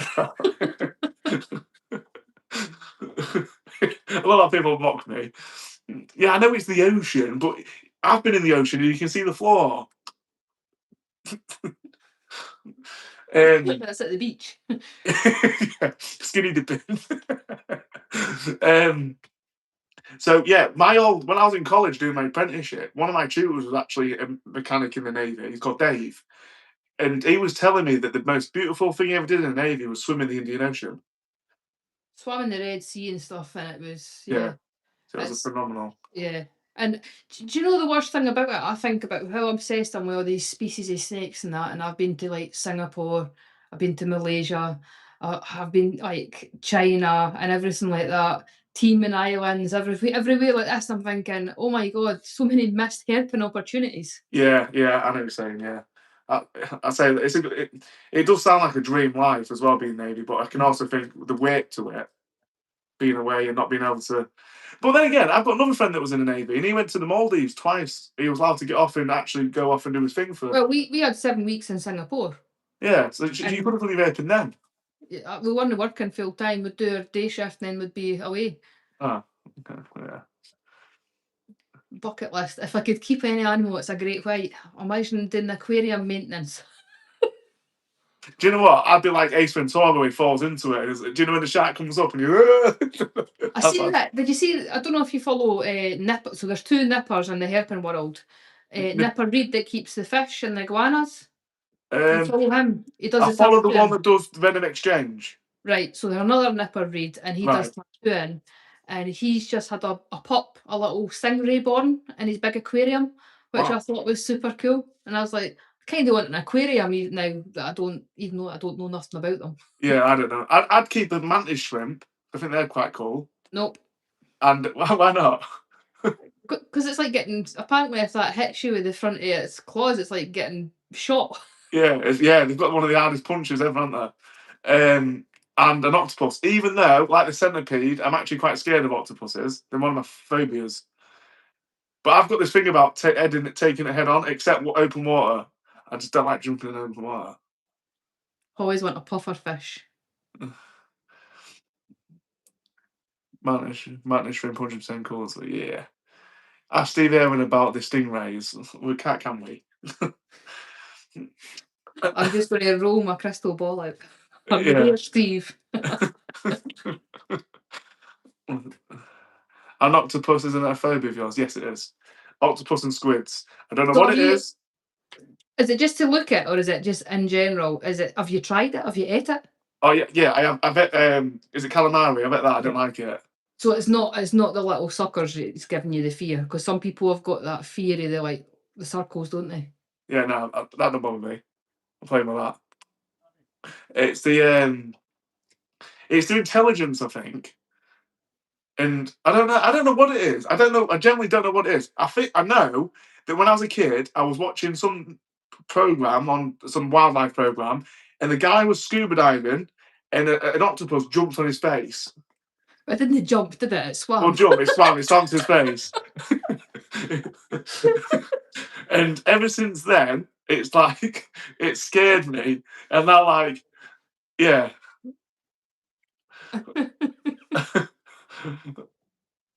Oh. There you go. Well, no, yeah, I'd like to keep one. I think a small one, just to maybe get over the fairer one. I think if I bring anything else into this house, I will get divorce papers. Mm-mm. Well, I'm in a similar boat, except if I bring anything that Ollie wants into his house, it's fine. So if I can get Holly to say what I want, then it might work. But she wants all amphibians. I'm not massively into frogs as much as what she is. I wasn't into frogs till I got them to look after. That are living at the bottom of the monitor tank, and I just love how they just look like they're having a little seance all the time. Yeah, cool. I said these tree frogs are cool. They're just like, it's like there's definitely got nothing going on between the eyes though. They're just Mummy's eating. bred the red eyes. He's bred them. They've emerged. They're absolutely tiny. Oh, cool. I was like, oh, that's pretty cool. Like, I don't know how many he's got that have emerged, because I know that obviously they lay hundreds of eggs and you might only get a percentage hatch. Yeah. How many subscribers for Lewis to get a squid? I'm not getting one. My friend threw a banana peel at me, wrapped around my face like a squid. What? But yeah, that's about it for mine. There's nothing else happening this week. No, to be honest with you, I'm doing Thursday. I'm doing the competition draw, and I'm going to feed everybody, all the reptiles live, and then do the draw. That's the plan. Right. Other than that, maintenance I'm pretty much up to date with. It's just the draw, yeah. So I ain't got a great deal going on either at the minute. I'm looking for Vipera to deliver my new Vivs. When are those expected to come? They said 2 to 4 weeks, so that's a week ago I ordered them. So yeah. 1 to 3 weeks now. Yeah. Do you know what Vipera is? Before I got these, the big 6 spots, I looked at Vipera and I quoted up everything that I wanted, and I got the price, and I was like, oh, I can't justify that. That's just a lot of money. I think the way I justified it in my head, they stay in such good condition, the resale value stays quite high as well. Yeah. Well, the thing is, they don't rot, do they? It's like that's the beauty of them. Like, I think in the future, I will eventually get some but we'll see. I'm stuck between colours though, because I like black and I also like white. What I would say with white is with a raw edge, it gets dirty. Yeah. So you can't go wrong with black, can you? VivTech, Gareth Hudson used to run that, and that was a perfect design. So if you see that there, that front comes down straight and it wraps round up the back, down and down again. Oh, so the front, the bottom, back, top, and then front again is all one sheet. Yeah, so it's solid. Yeah, and there's no raw edges that you can see. The raw edges are on the side. That was the best design ever.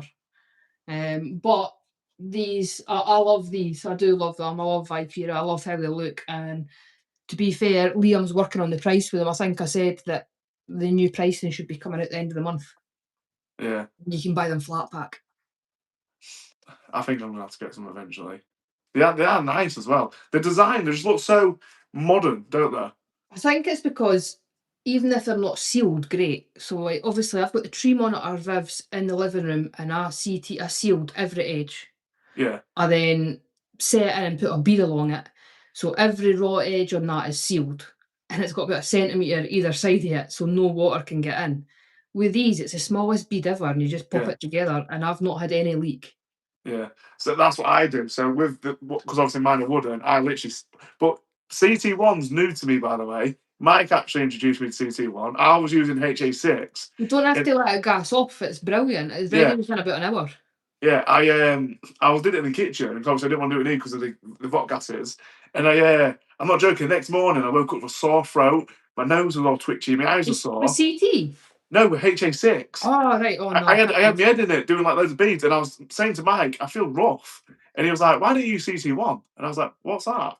And then I googled it, and I was like, "Oh my god!" And that's that Thomas guy that you sent me about the Yeah, Thomas Griffiths. yeah, he did a thing on it, and I was like, "Oh my god!" So I went and brought some, and I used it for a bit of maintenance around the room, and it doesn't give off any smell at all, and it dries really quick. It's brilliant. It's really brilliant. When I took in those monitors for that guy that was in a bit of a sticky situation, he had a 7 foot tall, 4 foot wide, and 3 foot deep Viv that had been pulled apart. He had resined all inside it, and they pulled it apart to transport it. And I basically just got a tube of this and just went like that all the way along every bit with a scraper, and it sealed that entire Viv. It did not leak once. That's crazy, isn't it? The thing is, as well, with those PVC ones, you haven't got to worry about them swelling or blowing. It's literally the perfect thing, really. Like that's the 3x2x2 has got a cork back on it, so it's got the panel on the back, fully substrate, fully branches, and a water bowl and an animal, and I managed to lift it off and put it down the floor myself. Yeah, that's what you want as well, isn't it? Like it's just so easy. Well, the ones in the living room that are the wooden ones, I had to pay a moving company to come in and move it from the floor up on top of the crates. Yeah, well, they're heavy, aren't they? They are heavy. These are heavy. Like that 5 foot one. Me and Holly struggled. I didn't struggle. Holly struggled. But, but no, we. I know, yeah. She'll come in and slap me across the head. But no, they are heavy. Do you know what I mean? It's not easy for anybody, like, especially a single person. If it's a single person that's really into reptiles and they don't have many people close to come and help them, there's no good getting wood. You may as well get the PVC. It's just doing the maintenance, getting behind them and stuff as well. It's a pain in the ass. So at least for these, I just pull the centre Vivs out and I can get behind the whole lot. Yeah. Holly's stronger than you. Yeah, right. No, I bet you Holly's got that pure feral strength when she's angry. Ollie's got mongrel strength. Honestly, she has actually got mongrel strength. She could pick me up and swing me around like by my head. So I need this. Katie's saying it's the weight for me. I'd love to replace all my Vivs with them. So Katie, there's some that you get for Alibaba. I don't know if you've seen them. And I think they're 40, 60 or something like that. And you get like 8 of them for, I'm going to say like 200 quid. And I was like, yeah, I want to know how she got on with them. Yeah, okay. Yeah. Did they do them in grey? No, these are black or white, that's it. I thought it was just black or white, yeah. Yeah. You just want it to match your Vivs you've already got. Yeah. I suppose you could get them and you could do a, what's the word I'm looking for? Vinyl on the front.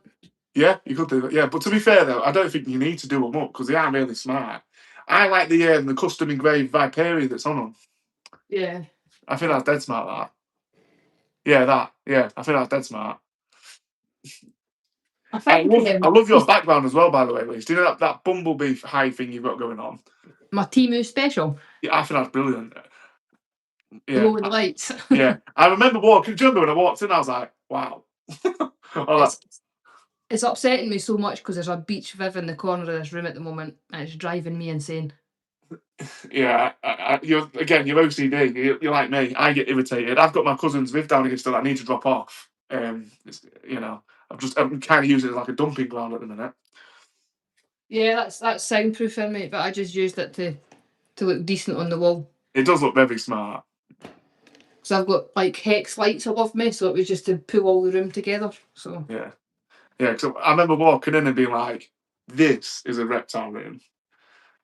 You know, I was so happy with it because I had like these scabby racks before, and when I got rid of the racks, I got second-hand white tanks, and because they got all dirty along there, it just drove me insane. Yeah. £7 black vinyl. There you go. That's what you need for your grey ones. No, I like them grey. But the problem is, I think the black would fit in because you've got the black runners and the black vents and everything. Yeah. It's better than these oak coloured ones. These are horrible. These. I don't like them at all. That's the only one I've got, and it was the first one I got as well. It's just kind of holding well, but I definitely won't get another one of them. 100% not. What's the brand of that? This one, Monkfield's. Right. It's not very good. It's I sealed it. I sealed the life out of it, and in the first couple of months, the bottom end blew up. So I didn't do a very good job. But I didn't realise that the runners, it just literally glued on. Yeah. On the top. So on the Pro Viv ones, they actually sit over it, like over the sides of it, and sealed in. So they're actually a lot better than these Monkfield ones. The Reptilife ones, is it Reptilife? Yeah, I think that's what I've got there. I actually took the runners off and even sealed underneath the runners. I was just so pedantic with it. You can tell that you're proper, like old school engineer. Like no stone will not unturned. Again, I was laughing because I was putting the cork panels on and I was even matching it up and drilling the holes out so I could slot the vents into the cork and stuff. Yeah. So when I was doing the putting the heating elements up, I was finding the centre and then measuring up and going, and then the one next to asked me bang on the same, obviously. And Ollie's like, "Why don't you just kind of like place them?" I'm like, "No, they have to be measured and done properly." What was that? Sorry, Victoria. I'm not ignoring. We're not ignoring you, Victoria. We just didn't see your question. We haven't got any turtles, no. I don't know.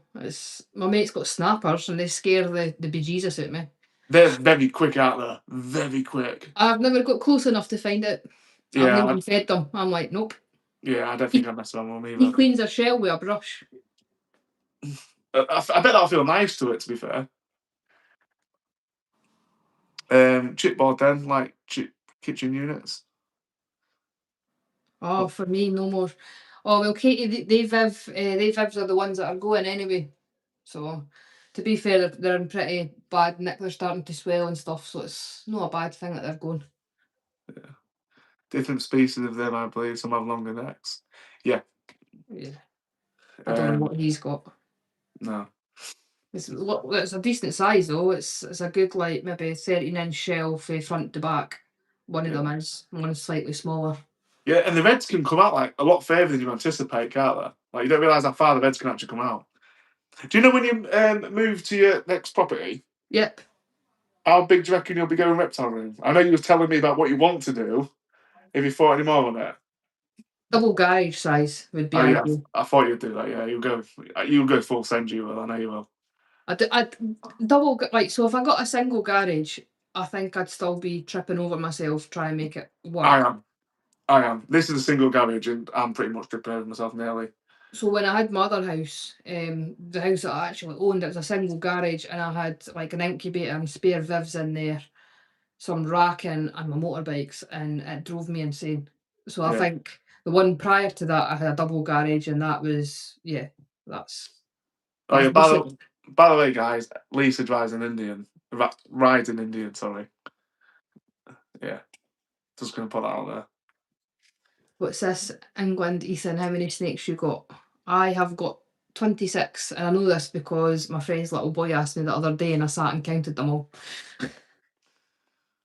I pre-build our tops of electrics and then put them on as a complete top. Yeah, I've started doing that. I used to just drill from underneath and I realised how much of an headache it is. Well, we've been on, believe it or not, we've been on for over an hour and a half with this. Have we? It's just gone a bit quick, hasn't it? I've enjoyed it. I think if people like this, we could make this more of a regular thing. I say if people want to come on, ask questions, just chat about how things are going, what we're up to, and whatnot. Yeah, it's even if we wanted to be a wee bit more structured, so we don't go off piece. Yeah. We could definitely do more structured. I'm just immature. That's my problem. I get distracted dead easily.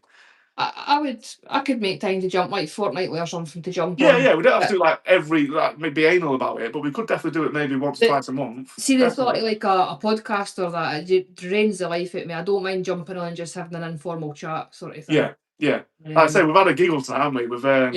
We've like literally touched on so much stuff and whatnot. And I say it was literally last second. I said to Lisa, I went, "No, come on, do a live, do or not." Bit tired from work, and Lisa, "I'll hop on with you for a bit if you want."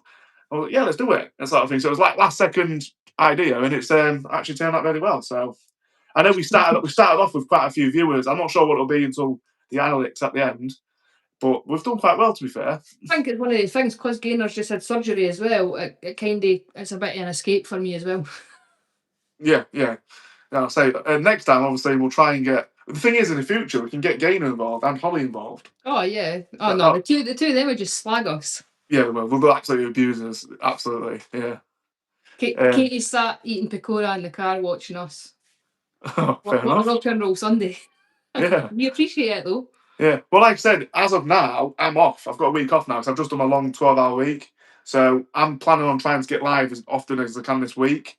Obviously, we're doing the draw on Thursday. So again, guys, anyone that's not in the draw, by the way, if you want to get involved in the competition to win, please do, because it's getting drawn on Thursday. Love this type of YouTube vids. Oh, awesome. Well, that's good then. So me and Lisa will bat our heads together then, and we'll look at it if everyone likes it. We don't want nothing serious or that we're sitting like throwing facts at you. We'd rather have you guys involved and just talk about what we've been doing for the last couple of weeks or whatever. Yeah, exactly. Yeah. Oh, there you go. I think we're getting quite a bit of positivity from this, Lee. So I think that's quite promising. That.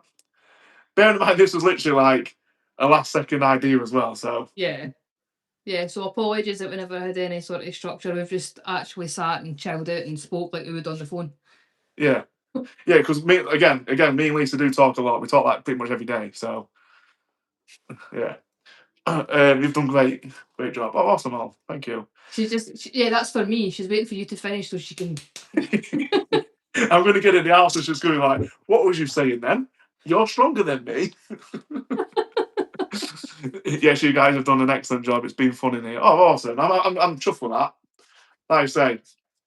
So again, everyone that's watching, jump over to Lisa's channel, subscribe to her, turn notifications on, and you'll see her post. She does post some cracking videos. Like I post more, but she does quality over quantity. Her videos are much better than mine. So definitely check her channel out. Best podcast I've watched. And that's the thing as well. It's not even like a podcast. It was just kind of like, we'll get on live and we'll have a chat.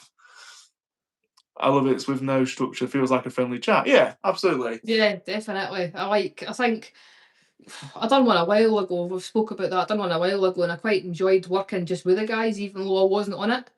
And it's just chilling it. It's just Yeah, absolutely. Yeah, awesome. And I'm gonna send you that post of the corn snake with the chicken. Yeah, please do. Yeah.